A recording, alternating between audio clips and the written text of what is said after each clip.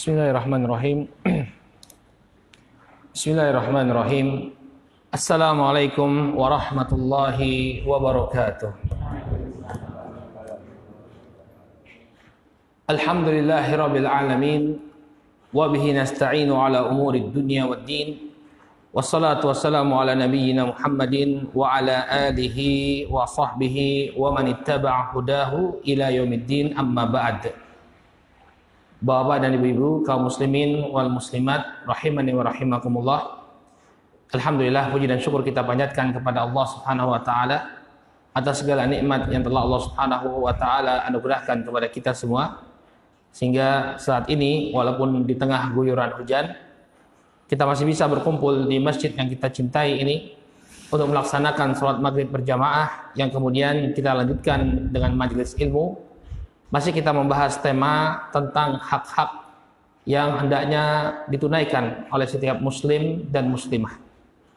Pada pertemuan yang terakhir, barakallahu fikum, kita telah menyelesaikan pembahasan tentang hak Allah Subhanahu wa taala. Lalu kita sebutkan bahwa hak Allah Subhanahu wa taala yang wajib untuk ditunaikan oleh seorang muslim dan muslimah adalah agar mereka beribadah kepada Allah Subhanahu wa taala dan tidak menyekutukannya dengan sesuatu apapun. Ini adalah hak Allah yang harus ditunaikan oleh kita semua. Maka insya Allah di kesempatan malam hari ini kita akan masuk ke dalam pembahasan yang baru, yaitu hak dari Rasulullah Sallallahu Alaihi Wasallam. Rasul Sallallahu Alaihi Wasallam diutus oleh Allah Subhanahu Wa Taala untuk mengeluarkan manusia dari kegelapan kepada cahaya, mengeluarkan manusia dari kesesatan kepada hidayah Allah Subhanahu wa taala.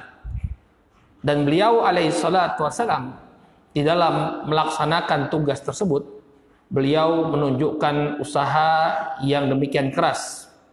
Beliau menunjukkan kesabaran yang luar biasa. Beliau menunjukkan kasih sayang dan kelemah lembutan kepada umatnya. Ini yang menjadi karakter Nabi alaihi salatu wassalam. Dalam Al-Quran Allah Subhanahu wa taala menyebutkan tentang karakter ini. Laqad ja'akum rasulun min anfusikum azizun 'alaihi ma 'anittum harisun 'alaikum bil mu'minina raufur rahim. Kata Allah Subhanahu wa taala, sungguh telah datang kepada kalian rasul dari diri kalian sendiri. Azizun alaihi ma'anittum. Terasa berat oleh beliau apa yang menyusahkan kalian. Jadi ini karakter Nabi kita Muhammad alaihi salatu wassalam. Ketika ada suatu perkara yang memberatkan umatnya, beliau akan berusaha bagaimana caranya agar perkara tersebut tidak sampai memberatkan umatnya. Pada pertemuan yang terakhir kita telah sebutkan bagaimana penetapan kewajiban sholat 5 waktu. Awalnya 50 waktu dalam sehari semalam. Tapi Nabi SAW tidak ingin agar umatnya ini nanti merasa berat. Beliau pun meminta kepada Allah Subhanahu wa taala sampai kemudian salat itu hanya diwajibkan 5 waktu saja dalam sehari semalam. Ya. Pada momen yang lainnya, beliau SAW pernah mengatakan, "Laula an asyqa ala ummati la amartuhum bis-siwaki 'inda kulli shalah." Kalau saja tidak memberatkan umatku, maka aku akan perintahkan mereka untuk bersiwak setiap kali mau sholat. Tapi beliau tidak perintahkan itu. Kenapa? Karena khawatir memberatkan umatnya. Demikian juga beliau alaihi salatu wassalam. Sebentar lagi kita akan masuk ke bulan Ramadan. Disyariatkan bagi kita untuk melakukan qiyamul lail, sholat tarawih. Dahulu Nabi SAW melakukan salat tarawih ini berjamaah dengan para sahabat. Kemudian beliau pun meninggalkannya. Para ulama menjelaskan kenapa Nabi SAW meninggalkan salat tarawih berjamaah. Ada yang tahu kenapa? Di awal-awalnya beliau salat tarawih berjamaah, kemudian beliau tinggalkan salat tarawih berjamaah, dan tidaklah salat tarawih berjamaah itu dihidupkan kembali melainkan di masa Umar bin Khattab. Ada yang tahu apa sebabnya? Karena Nabi SAW tidak ingin sholat tarawih itu diwajibkan. Bayangkan, untuk sholat 5 waktu saja, banyak di antara umat beliau yang berat untuk menjaganya. Bagaimana kalau diwajibkan atas mereka sholat lima waktu? Ya, sholat tarawih di bulan Ramadan akan memberatkan sekali. Dan kita bisa melihat bagaimana Nabi Shallallahu Alaihi Wasallam azizun alaihi ma'anitum, amat berat di sisi beliau atau amat besar di sisi beliau perkara yang memberatkan kalian. Kemudian beliau memiliki karakter harisun alaikum. Ya, beliau sangat menginginkan kebaikan untuk diri kalian. Tidak ada satu kebaikan pun bagi umatnya melainkan Nabi Shallallahu Alaihi Wasallam telah memerintahkan kita untuk melakukannya. Jadi beliau sangat sayang sekali sama kita. Ya.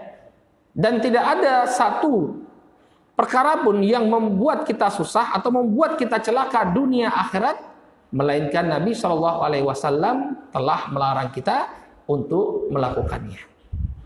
Lihat bagaimana sayangnya Nabi Alaihi Wasallam kepada umatnya.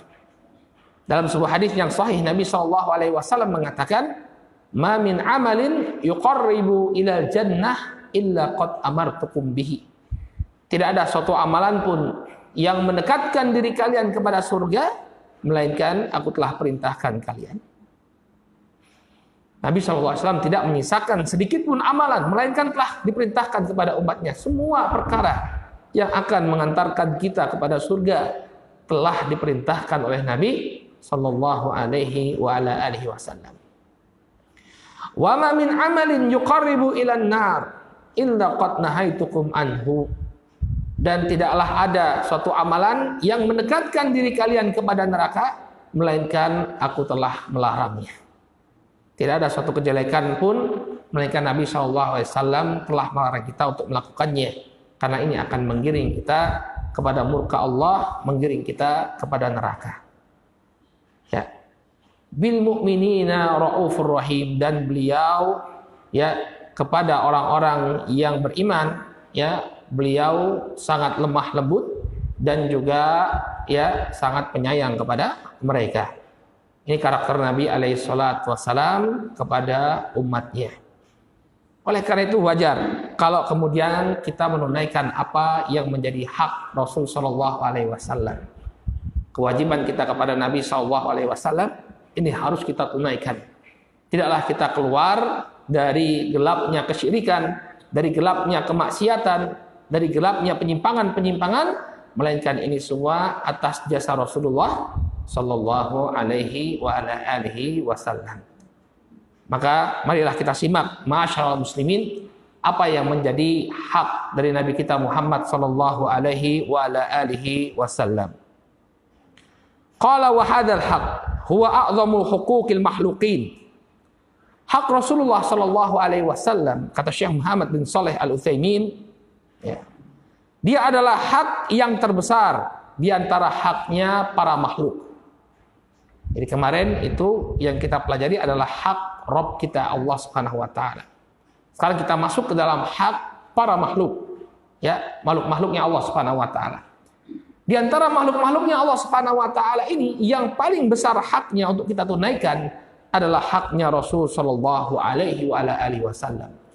Bahkan hak beliau lebih besar daripada hak kedua orang tua kita. Ya. Qala fala haqqa li makhluqin a'zam min haqqi Rasulillah sallallahu alaihi wa ala alihi wasallam. Maka tidak ada hak makhluk yang lebih besar daripada haknya Rasulullah sallallahu alaihi wa ala alihi wasallam. Tidak ada satupun. Walaupun itu bapak dan ibu kita, kalau dibandingkan haknya dengan hak Rasul sallallahu alaihi wasallam, maka hak Rasulullah jauh lebih besar. Kalau Allah Ta'ala, Allah Subhanahu wa Ta'ala telah berfirman. Allah mengingatkan kepada kita tentang apa yang telah dilakukan oleh Nabi sallallahu alaihi wasallam. Apa jasa beliau alaihi salatu wasallam? Qala inna arsalnaka syahidan wa mubasysyiran wa nadhiran litu'minu billahi wa rasulihi wa tu'azziruhu wa tuwaqqiruh. Kata Allah Subhanahu wa Ta'ala dalam surat Al-Fath ayat yang ke-8 dan ke-9, sesungguhnya kami telah mengutus engkau wahai Rasul sebagai saksi atas umatmu, mubasysyiran wa nadhiran, pemberi kabar gembira dan pemberi peringatan. Nabi SAW telah memberikan kepada kita kabar gembira tentang balasan yang dijanjikan oleh Allah Subhanahu wa taala bagi orang-orang yang beriman dan bertakwa kepada Allah. Wa nadhiran, demikian juga beliau memberi peringatan kepada kita, mengancam, memberikan ancaman, menyampaikan ancaman kepada kita. Apa yang akan kita dapati kalau kemudian kita durhaka kepada Allah Subhanahu wa taala? Litu'minu billahi wa rasulih, agar kalian itu beriman kepada Allah dan Rasulnya, wa tu'azziruhu wa tuwaqqiru, dan kalian agungkan dan kalian muliakan Allah Subhanahu wa taala. Maka Nabi SAW telah diutus oleh Allah Subhanahu wa taala sebagai pemberi peringatan dan pemberi kabar gembira bagi kita. Ya, ketika kita berada dalam kegelapan, dalam kezaliman, Nabi SAW lah yang kemudian menyampaikan petunjuk Allah Subhanahu wa taala kepada umat manusia.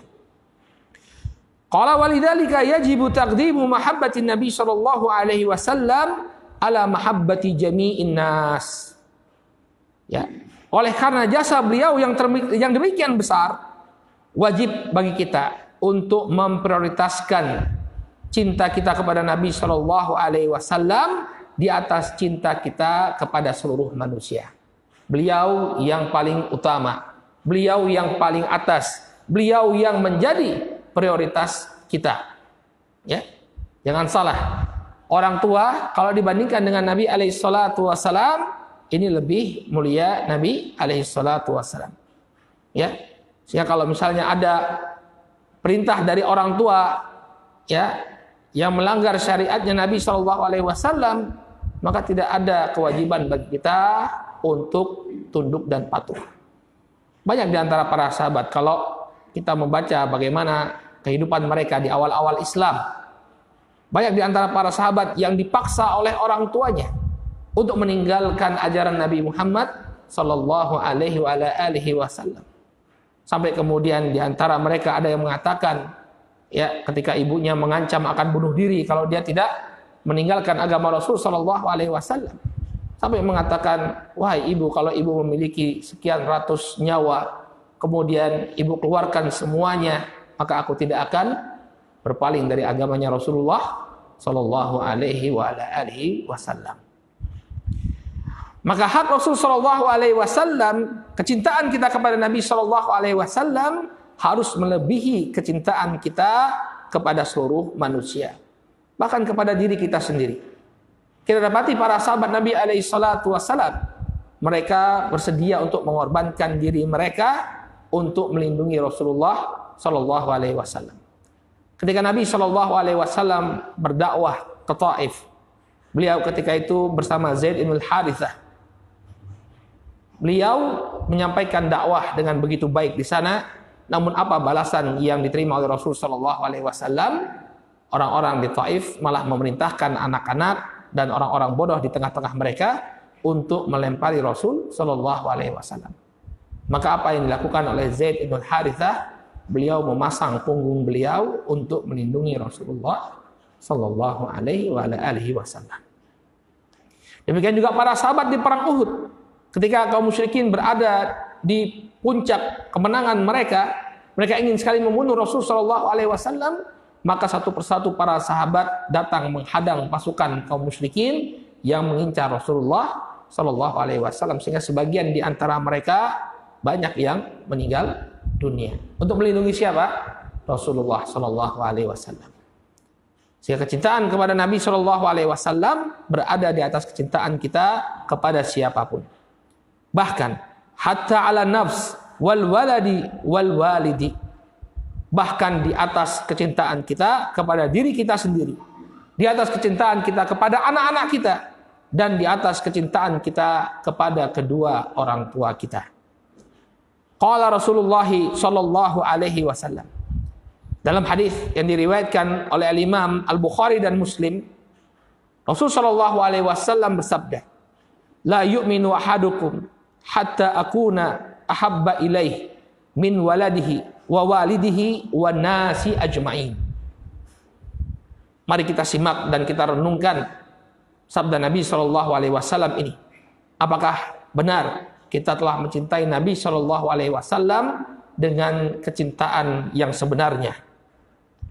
Kata beliau alaihi salatu wassalam, la yu'minu ahadukum, tidaklah sempurna keimanan salah seorang di antara kalian hatta akuna ahabba ilaih, sampai aku menjadi sosok yang paling dia cintai, melebihi min waladihi, melebihi kecintaannya kepada anaknya, wa walidihi, demikian juga melebihi kecintaannya kepada orang tuanya, wan nasi ajmain, dan kecintaannya kepada seluruh manusia. Tidak ada sosok yang dia cintai melebihi sosok Nabi sallallahu alaihi wa ala alihi wasallam.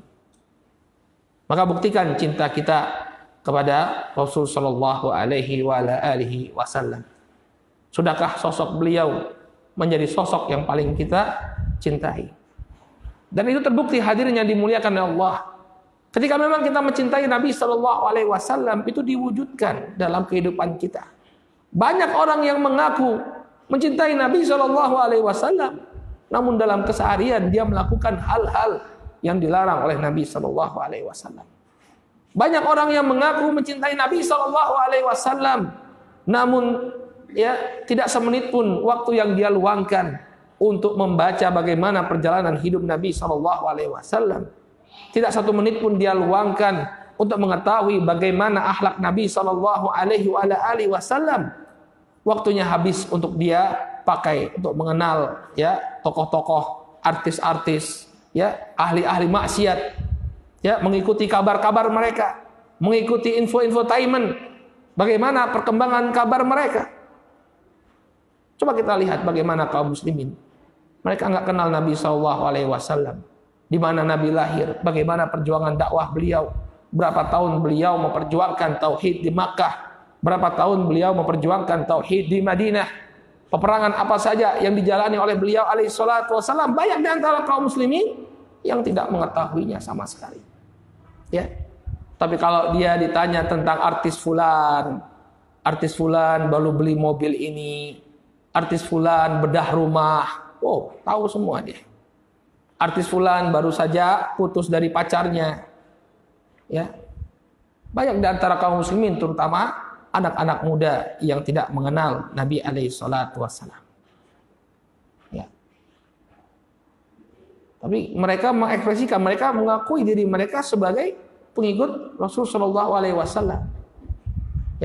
Bahkan bikin cover lagu, upload di YouTube. Itu bentuk cintanya kepada Nabi alaihi salatu wassalam. Oleh karena itu, seorang muslim hendaknya dia mengetahui apa yang menjadi hak Nabi alaihi salatu wassalam. Di antara hak Nabi sallallahu alaihi wasallam yang beliau sebutkan di sini. Wa min huquqin Nabi sallallahu alaihi wa ala alihi wasallam tawqiruhu wa ihtiramuhu wa ta'dhimuhu at-ta'dhimal la'iq bihi min ghairi ghuluwin wala taqsir. Yang pertama, di antara hak Nabi Shallallahu Alaihi Wasallam, hendaknya seorang Muslim memuliakan, menghormati dan mengagungkan Nabi Shallallahu Alaihi Wasallam dengan pengagungan yang layak bagi beliau. Ini hak yang pertama. Nabi itu tidak sama dengan kita, tidak sama dengan manusia penghormatannya. Min ghairi ghuluwin wala taqsir. Tapi ingat, dalam menghormati Nabi alaihi salatu wassalam, tidak berlebih-lebihan dan tidak berkurang-kurangan. Artinya harus tepat porsinya. Tidak hulu. Hulu ini bersikap berlebihan. Seperti orang-orang Nasrani yang hulu, bersikap berlebihan dalam memperlakukan Nabi Isa alaihissalam. Mengangkat Nabi Isa alaihissalam ke derajat yang melampaui derajat beliau sebagai seorang nabi. Mereka menganggapnya sebagai anak Allah, anak Tuhan. Maka kita tidak boleh seperti ini kepada Nabi alaihi salatu wasallam. Wala taksir, dan tidak juga berkurang-kurangan. Artinya kita tidak tunaikan hak beliau, kita anggap Nabi Shallallahu Alaihi Wasallam ini seperti orang biasa. Misalnya sebagian orang ketika menyebut Nabi Muhammad Shallallahu Alaihi Wasallam, dia cuma manggil namanya saja, Muhammad seperti itu. Tidak layak. Nabi Shallallahu Alaihi Wasallam hendaknya disebut dengan pemuliaan. Fatauqiruhu fi hayatihi tauqiru sunnatihi wa syakhsihi al-karim. Ketika Nabi Shallallahu Alaihi Wasallam masih hidup, maka beliau dimuliakan dengan memuliakan sunnah-sunnah beliau, memuliakan ajaran-ajaran beliau, dan juga memuliakan person beliau. Ketika Nabi Shallallahu Alaihi Wasallam masih hidup. Ya. Wa tauqiruhu ba'da mamatihi tauqiru sunnatihi wa syara'ihi al-qawim. Adapun ketika Nabi Shallallahu Alaihi Wasallam telah meninggal dunia, maka yang kita muliakan adalah ajaran dan syariat beliau yang lurus. Ini bentuk pemuliaan kita kepada Nabi Shallallahu Alaihi Wasallam. Ya, ini apa? Memuliakan sunnah-sunnah beliau, memuliakan ajaran-ajaran beliau. Maka sungguh lucu orang mengaku sebagai pengikut Nabi Shallallahu Alaihi Wasallam, mengaku sebagai pecinta Nabi Shallallahu Alaihi Wasallam, tapi ya suka melecehkan sunnah Nabi Alaihi Salatu Wassalam. Ya, seperti Nabi Shallallahu Alaihi Wasallam memerintahkan kaum muslimin, ya, yang laki-laki untuk membiarkan jenggot-jenggot mereka. Sebagian orang dengan gampangnya mengejek jenggot, padahal yang memerintahkan kaum muslimin untuk membiarkan jenggot mereka adalah Rasulullah Shallallahu Alaihi Wasallam. Terlepas dari perdebatan para ulama, perbedaan pendapat di kalangan para ulama tentang apa hukum memanjangkan jenggot, tapi yang jelas ini adalah perintah Nabi Shallallahu Alaihi Wasallam. Kalau kita belum mampu untuk melaksanakannya, jangan kemudian melecehkannya. Ya, saya tahu itu sunnah, ya, tapi saya belum mampu untuk melaksanakannya. Jangan kemudian dia justru melecehkan. Dan sebagian orang mengatakan, ya, semakin panjang jenggot seseorang, semakin goblok. Ya, melecehkan sunnah Nabi Shallallahu Alaihi Wasallam. Maka bagaimana dia mengakui dirinya sebagai pengikut Nabi Shallallahu Alaihi Wasallam? Ketika Nabi Shallallahu Alaihi Wasallam telah meninggal dunia, maka kita tidak bisa lagi, ya, mengagungkan atau memuliakan sosok beliau. Beliau sudah meninggal. Maka yang kita agungkan adalah sunnah-sunnah beliau dan juga syariat beliau Shallallahu Alaihi Wasallam.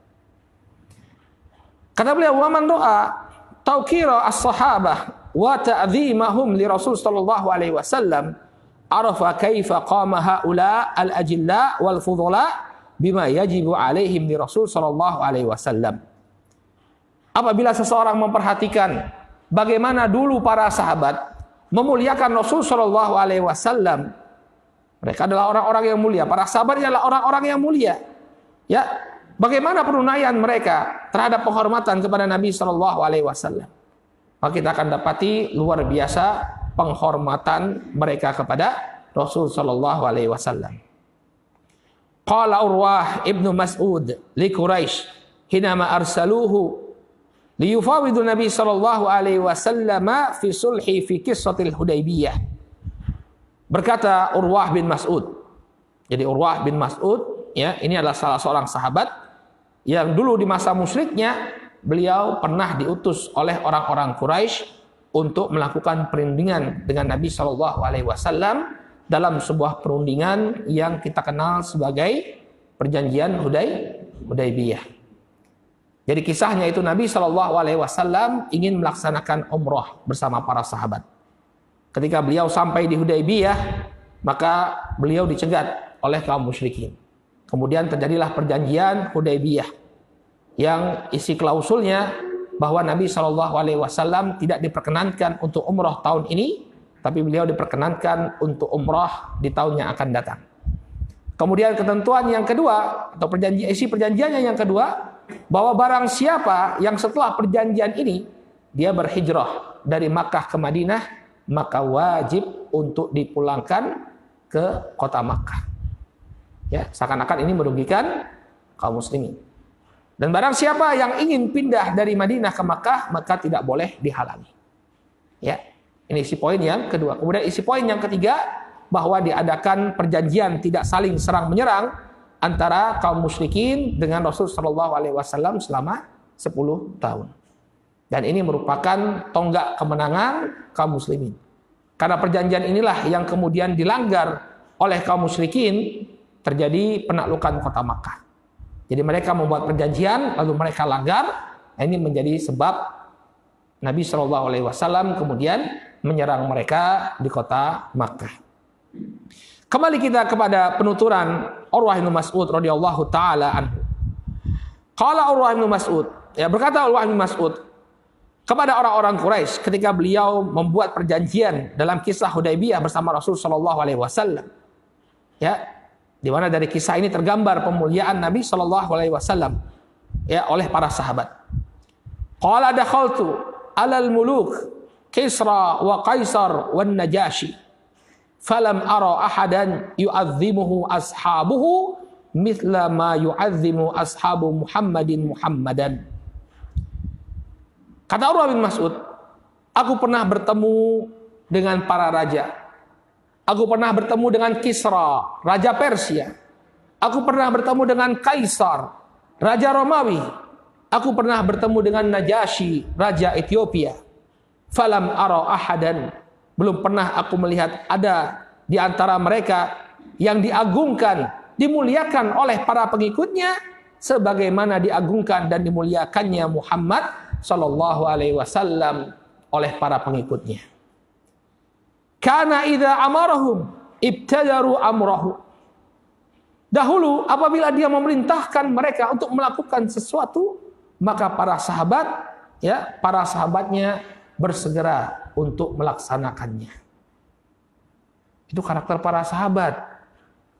Saudaraku kaum muslimin yang dimuliakan Allah, itulah karakter yang hendaknya kita ikuti. Ketika Nabi Shallallahu Alaihi Wasallam memerintahkan para sahabat untuk melakukan sesuatu, maka mereka bersegera untuk melaksanakannya. Wa idza tawadha'a kadu yaktatiluna ala wudhu'ihi. Apabila beliau berwudu, maka mereka berebutan memperebutkan wudunya Nabi sallallahu alaihi wa ala alihi wasallam. Ya, jadi ketika Nabi sallallahu alaihi wasallam masih hidup, maka boleh mengambil barokah dari bekas wudunya beliau sallallahu alaihi wa ala alihi wasallam. Wa idza takallama hafidhu aswatahum indah. Ya. Wa ma yahudduna ilaihi an-nazar ta'dhiman lahu. Apabila dia berbicara, ketika Nabi sallallahu alaihi wasallam berbicara, ya, hafadhu aswatahum. Mereka merendahkan suara-suara mereka. Tidak berani kemudian untuk mengangkat suara mereka ketika Nabi alaihi salatu wasallam sedang berbicara. Ya, demikian pemuliaan para sahabat kepada Nabi. Kemudian wa ma yahudduna ilaihi an-nazar ta'dhiman lahu. Tidak ada di antara mereka yang berani mengangkat pandangan mereka kepada Rasul sallallahu alaihi wasallam sebagai bentuk pemuliaan kepada Nabi sallallahu alaihi wa ala alihi wasallam. Ini yang dipersaksikan oleh Urwah bin Mas'ud, ya, apa yang dilakukan oleh para sahabat dalam memuliakan sosok Nabi sallallahu alaihi wa ala alihi wasallam. Hakadha kanu yu'azzimunahu radhiyallahu anhum ma'a ma jabalahu Allahu alaihi minal ahlakil karimah walinil janib wa suhulatin nafs walau kana faddan ghalidan lan faddu min haulih. Demikianlah pengagungan para sahabat radhiyallahu taala anhum kepada Nabi sallallahu alaihi wasallam. Yang bersamaan dengan itu Nabi sallallahu alaihi wasallam pun menunjukkan akhlak beliau yang mulia. Beliau menunjukkan kelemah lembutan dan jiwa yang mudah kepada para sahabat. Jadi pengagungan para sahabat itu ya berbalas. Nabi sallallahu alaihi wasallam tidak kemudian ketika diagungkan oleh para sahabat beliau menjadi orang yang sewenang-wenang. Tidak. Beliau menunjukkan ketawadhuan, beliau menunjukkan kerendah hatian, ya, tidak kemudian berpaling dari para sahabat menunjukkan kesombongan. Maka semakin para sahabat mencintai sosok beliau, semakin pula mereka mengagungkan Nabi Sallallahu Alaihi Wasallam. Jadi ini ma'asyiral muslimin, saudaraku kaum muslimin yang dimuliakan oleh Allah, hak dari Rasul sallallahu alaihi wasallam agar beliau dimuliakan dan diagungkan. Ketika beliau telah meninggal dunia, maka ajaran beliau, syariat beliau dan sunnah-sunnah beliaulah yang kita hidupkan dan kita muliakan.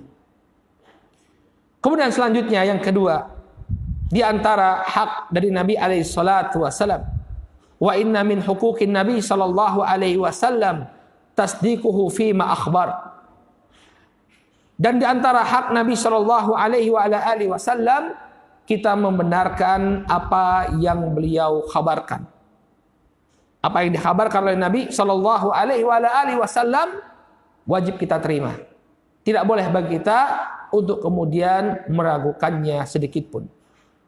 Ketika ada sebuah hadis yang sahih sampai kepada Nabi sallallahu alaihi wasallam, beliau mengkhabarkan tentang suatu perkara yang mungkin tidak bisa dicerna oleh akal kita saat ini, akan tetapi wajib bagi kita untuk menerimanya. Saya ambil contoh satu kisah yang dituturkan oleh Nabi sallallahu alaihi wasallam. Ya, Isra wal Mi'raj. Ya. Mungkin kalau kita hidup di masa para sahabat, entah apa yang akan kita sampaikan ketika mendengar berita Isra wal Mi'raj.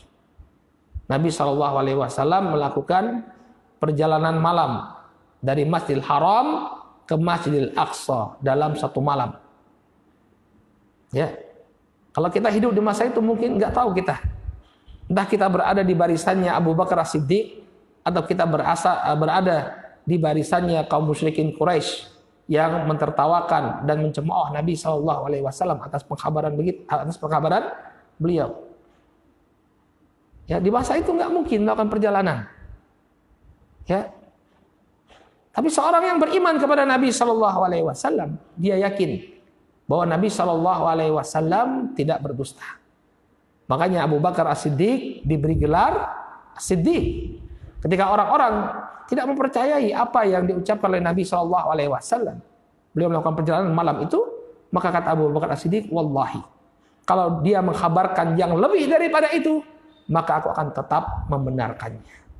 Keimanan yang demikian tulus dari Abu Bakar As-Siddiq radhiyallahu taala anhu.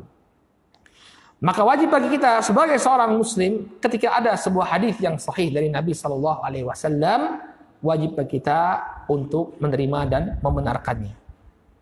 Dalam Al-Qur'an Allah Subhanahu wa taala berfirman, "Wa ma yantiqu 'anil hawa in huwa illa wahyun yuha." Dia tidaklah mengatakan dari hawa nafsunya, melainkan wahyu yang diwahyukan kepadanya. Kita ambil contoh, Nabi Shallallahu Alaihi Wasallam pernah mengkhabarkan dalam sebuah hadis yang sahih. Beliau mengabarkan tentang lalat. Ya, hadisnya dikenal sebagai hadis dzubab, hadis lalat. Apa yang disebutkan dalam hadis lalat? Nabi alaihi salatu wasallam mengatakan, "Idza waqa'at dzubab fi syirabi ahadikum falyaghmishu thumma liyunzi'ahu fa inna fi ihda janahaihi da wa ukharu dawa." Kata Rasul sallallahu alaihi wasallam, apabila ada seekor lalat ya jatuh ke dalam minuman salah seorang di antara kalian, maka hendaknya dia celupkan. Thumma liyunzi'ahu, kemudian setelah dia celupkan baru kemudian dia buang. Kenapa? Karena di salah satu sayap lalat tersebut terdapat penyakit, sementara di sayap yang lain terdapat penawarnya. Maka sikap kita sebagai umat Muhammad sallallahu alaihi wasallam, ini adalah hadis yang sahih. Ya tentu keautentikannya harus kita cek terlebih dahulu. Ya, tidak semua yang disandarkan kepada Nabi alaihi salatu wasallam itu sahih. Banyak orang-orang yang suka menyebarkan hadis-hadis palsu kemudian disandarkan kepada Nabi sallallahu alaihi wasallam. Namun ketika hadis itu sahih kepada Nabi sallallahu alaihi wasallam, maka wajib kita untuk membenarkannya. Nabi mengatakan kalau ada lalat yang masuk ke dalam minuman, celupkan, kemudian baru dibuang. Kenapa? Karena sebagian sayapnya ada penyakit, di sebagian sayap yang lain ada penawarnya. Maka jangan kemudian kita lancang, ya, mengatakan bahwa hadis ini tidak benar. Bahkan ada sebagian orang ya sebagian tokoh liberal yang berani mengatakan, ya saya lebih percaya dokter-dokter kafir daripada hadis ini. Naudzubillah. Dan Anda mengaku sebagai umat Muhammad. Bagaimana mungkin Anda mengaku sebagai umat Muhammad sallallahu alaihi wasallam sedangkan Anda tidak percaya apa yang disampaikan oleh beliau? Ya. Dan ternyata benar apa yang disampaikan oleh Nabi sallallahu alaihi wasallam. Ya. Sebagian peneliti, ada seorang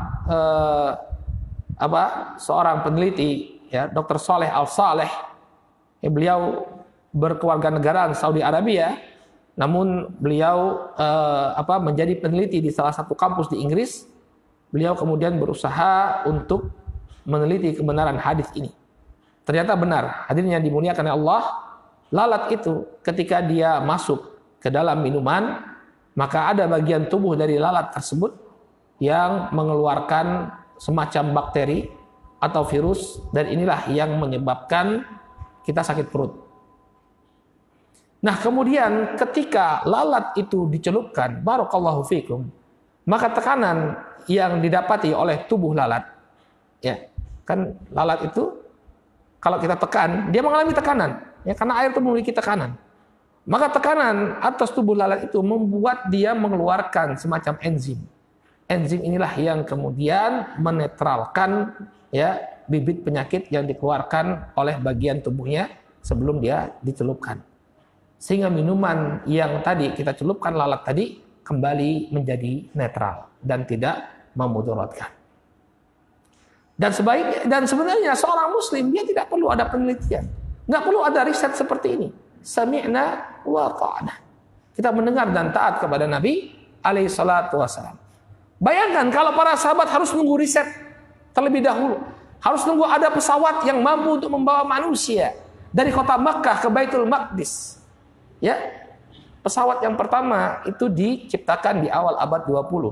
Para sahabat itu hidup di abad ke-5, di abad ke-6. Ya. Butuh berapa tahun mereka kalau mau menunggu? Tapi mereka tidak perlu menunggu itu semua. Nggak perlu menunggu riset, nggak perlu menunggu adanya penciptaan penemuan, nggak perlu. Mereka membenarkan apa yang disampaikan oleh Nabi Shallallahu Alaihi Wasallam. Kita break dulu untuk azan insyaallah. Al-muadzin yu'adzin. Tafadhol.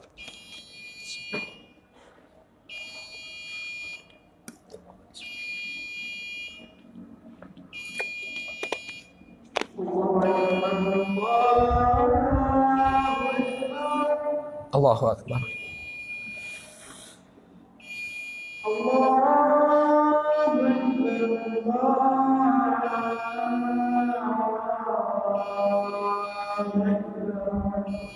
Allahu akbar.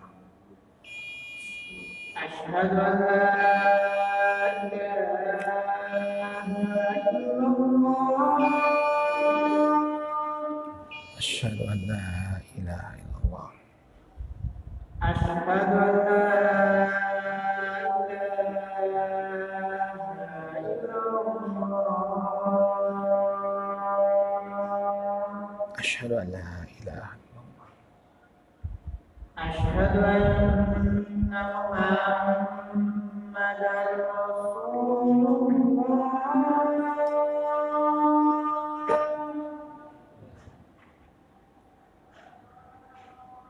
Asyhadu anna Muhammadar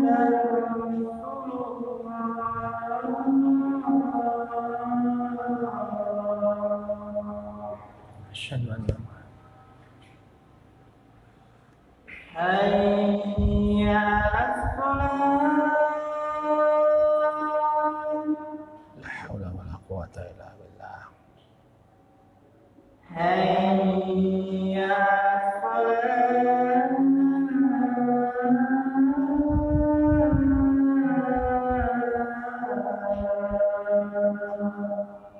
La haula wala quwwata. Hayya 'alas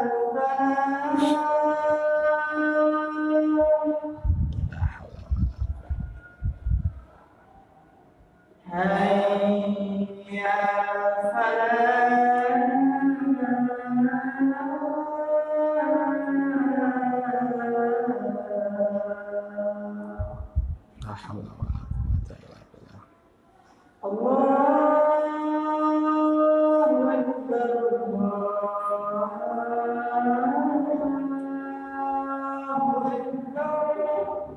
Akbar, Allahu Akbar.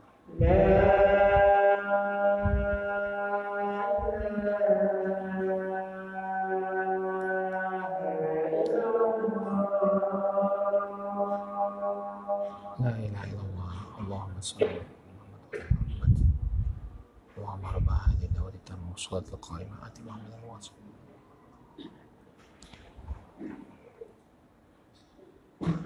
Bismillahirrahmanirrahim. Alhamdulillah wassalatu wassalamu ala Rasulillah. Kita lanjutkan sedikit. Kemudian di antara hak Nabi Shallallahu Alaihi Wasallam, kata beliau, setelah tadi kita sebutkan, ya, membenarkan apa yang beliau kabarkan, baik itu perkara-perkara yang telah berlalu, demikian juga perkara-perkara yang akan datang. Kemudian di antara hak beliau, wamtithalu ma bihi amar, dan melakukan apa yang beliau perintahkan. Wajtinabu ma'anhu naha wa zajar, dan menjauhi segala perkara yang telah dilarang dan diperingatkan oleh Nabi Shallallahu Alaihi Wasallam. So, kita bacakan tadi hadisnya bahwa semua perkara yang dilarang oleh Nabi Shallallahu Alaihi Wasallam pada hakikatnya akan menggiring kita kepada neraka. Dan apa yang diperintahkan oleh Nabi Shallallahu Alaihi Wasallam akan membawa kita kepada surga. Dan ini adalah syarat kita. Kalau kita ingin masuk surga, taatlah kepada Nabi SAW. Beliau alaihi salatu wassalam pernah mengatakan, kullu ummati yadkhulunal jannah illa man aba. Seluruh umatku akan masuk surga kecuali orang-orang yang enggan untuk masuk surga. Maka ini menimbulkan tanda tanya di tengah para sahabat. Faman ya'ba ya Rasulullah? Siapakah orang yang enggan? Kenapa kok ada orang yang enggan untuk masuk surga? Maka kata Nabi SAW, man ata'ani dakhalal jannah, wa man asani faqad aba. Barang siapa yang taat kepadaku, maka dia akan masuk surga. Barang siapa yang durhaka kepadaku, maka sesungguhnya dia enggan untuk masuk surga. Jadi kalau kita melakukan kemaksiatan, melanggar perintah Nabi SAW, ini menunjukkan kita enggan untuk masuk surga. Qala wal imanu bi anna hadiyahu akmalul hadi wa syari'atahu akmalu syara'i. Dan kita pun beriman bahwa petunjuk Nabi SAW adalah petunjuk yang paling sempurna. Dan syariat beliau, aturan-aturan yang beliau gariskan, ini adalah syariat yang terbaik, yang paling sempurna. La yuqaddimu 'alaiha tashri'un aw nidhamun mahma kana masdaruh. Hendaknya kita tidak mengedepankan, memprioritaskan syariat-syariat lain atau aturan-aturan lain bersumber dari apapun aturan tersebut. Jadi aturannya Nabi SAW adalah aturan yang terbaik. Allah Subhanahu wa taala berfirman, "Fala wa rabbik la yu'minuna hatta yuhaqqimuka fi ma shajara bainahum, thumma la yajidu fi anfusihim harajan mimma qadaita wa yusallimu taslima." Dalam surat An-Nisa ayat yang ke-65 Allah Subhanahu wa taala berfirman, sekali-kali tidak, demi Rabbmu, la yu'minun, mereka tidak beriman, hatta yuhaqqimuka fi ma shajara bainahum, sampai mereka menjadikan dirimu sebagai hakim, sebagai pemberi keputusan atas perselisihan yang terjadi di tengah-tengah kalian. Thumma la yajidu fi anfusihim harajan mimma qadait. Kemudian mereka pun tidak mendapatkan rasa berat di hati mereka atas apa yang telah diputuskan oleh Nabi SAW, wa yusallimu tasliman, dan mereka pun tunduk dengan sebenar-benarnya ketundukan. Jadi itu seorang mukmin, ya, apa yang dia ambil adalah apa yang diputuskan oleh Nabi SAW. Kemudian dalam surat Ali Imran Allah Subhanahu wa taala berfirman, "Qul in kuntum tuhibbunallaha fattabi'uni yuhibbukumullah wa yaghfir lakum dzunubakum wallahu ghafurur rahim." Katakanlah, apabila kalian mencintai Allah, maka ikutilah aku. Kalau kita mencintai Allah Subhanahu wa taala, maka buktikan cinta kita kepada Allah Subhanahu wa taala dengan mengikuti Rasulullah sallallahu alaihi wasallam. Apa yang Allah akan berikan kepada kita dengan mengikuti Rasul sallallahu alaihi wasallam? Ya, yuhibbukumullah. Allah Subhanahu wa taala akan mencintai kalian. Sehingga barang siapa yang ingin dicintai oleh Allah Subhanahu wa taala, maka hendaknya dia mengikuti Muhammad sallallahu alaihi wasallam. Ya. Ini adalah sebab cintanya Allah. Ya.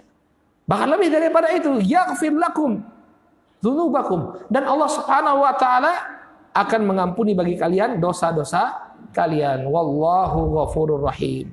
Dan Allah Subhanahu wa taala Maha Pengampun lagi Maha Penyayang. Jadi kalau kita ingin menjadi hamba yang dicintai oleh Allah Subhanahu wa taala, maka berusahalah untuk mengikuti Rasulullah sallallahu alaihi wasallam. Hidupkan sunnah-sunnah beliau, beragamalah sebagaimana yang diajarkan oleh Nabi Muhammad sallallahu alaihi wasallam. Qala wa min huquqin Nabi sallallahu alaihi wasallam ad-difa'u an syari'atihi wa hadihi bima yastati al-insan min quwwatin bihasabi ma tatlubuhu al-hal. Ya. Di antara hak Nabi sallallahu alaihi wasallam adalah hendaknya dibela syariat beliau, dibela petunjuk beliau dengan sesuai dengan apa yang kita mampu. Seorang muslim hendaknya melakukan pembelaan kepada Nabi. Ketika ada orang yang melecehkan syariat Nabi sallallahu alaihi wa ala alihi wasallam, ya, maka hendaknya kaum muslimin bangkit untuk melakukan pembelaan. Ketika mereka melecehkan Nabi sallallahu alaihi wasallam, mengatakan bahwa beliau adalah seorang teroris, membawa ajaran ya untuk membunuh manusia lainnya, maka kita bela. Kita jelaskan kepada manusia tidak seperti itu Nabi kami Muhammad sallallahu alaihi wa alihi wasallam. Ya. Ketika orang tidak mengetahui tentang Nabi sallallahu alaihi wasallam, maka kita berusaha untuk memperkenalkan sosok Nabi sallallahu alaihi wa alihi wasallam. Ya. Ini bentuk kecintaan kita kepada Nabi sallallahu alaihi wasallam. Maka apabila ada orang yang menyerang, kata beliau di sini, apabila ada orang yang menyerang Nabi sallallahu alaihi wasallam dengan pemikiran-pemikiran mereka yang menyimpang, maka hendaknya kita balas atau kita bantah tuduhan-tuduhan mereka dengan penjelasan yang bisa meluruskan. Ya. Qala wala yumkinu li ayyi mu'min an yasma'a ya man yuhajimu syari'atan Nabi sallallahu alaihi wasallam au syakhsihi al-karim wa yaskut ala dzalik.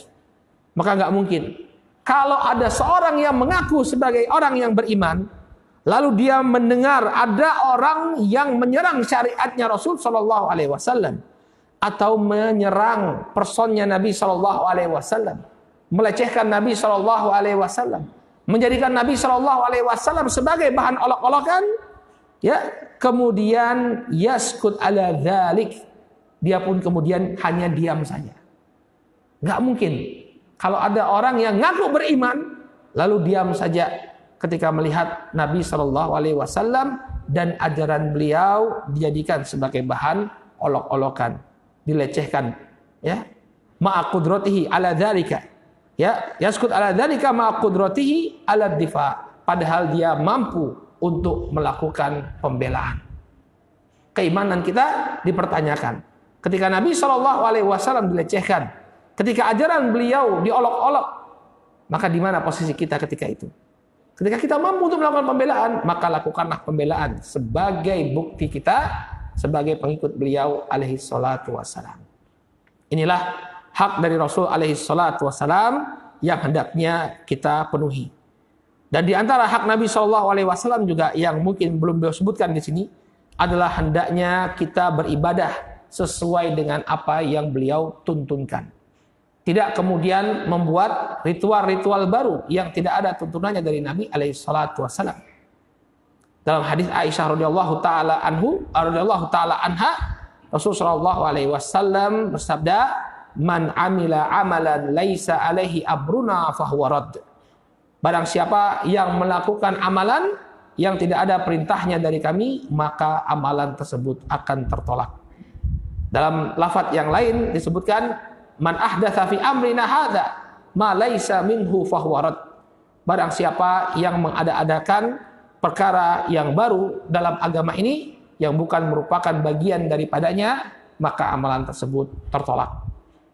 Demikian juga di antara hak Nabi sallallahu alaihi wasallam yang perlu kita ketahui bahwa ketika beliau alaihi salatu wassalam namanya disebut, maka hendaknya kita bersalawat atas diri beliau sallallahu alaihi wasallam. Ya. Dalam hadis Jibril, ketika Jibril alaihissalam mendatangi Nabi sallallahu alaihi wasallam, ketika Nabi naik ke atas mimbar, datang Jibril alaihissalam.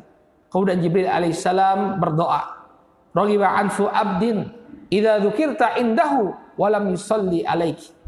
Celaka seorang hamba, amat merugilah dia apabila disebut namamu di hadapannya, maka dia tidak bersalawat atas dirimu. Kemudian Nabi sallallahu alaihi wasallam mengaminkan doa tersebut. Maka hendaknya ketika kita mendengar nama Nabi alaihi salatu wasallam disebutkan, maka jangan pelit untuk bersalawat kepada beliau alaihi salatu wassalam. Mungkin ini hadirin yang dimuliakan oleh Allah Subhanahu wa taala, apa yang menjadi hak dari junjungan kita Nabi Muhammad sallallahu alaihi wasallam. Insyaallah pada pertemuan yang akan datang kita akan masuk ke dalam al-haqqu tsalits, huququl walidain. Hak yang ketiga yaitu hak kedua orang tua. Mudah-mudahan apa yang disampaikan bermanfaat, dan mudah-mudahan ini pun menjadi ilmu yang kita amalkan bukan hanya sebagai wawasan saja, dan kita berharap mudah-mudahan Allah Subhanahu wa taala senantiasa menganugerahkan hidayah kepada kita semua dan memasukkan kita semua ke dalam surganya. Amin ya rabbal alamin. Subhanakallahumma wa bihamdika asyhadu an la ilaha illa anta astaghfiruka wa atubu ilaik. Billahi taufiq wal hidayah. Wassalamualaikum warahmatullahi wabarakatuh.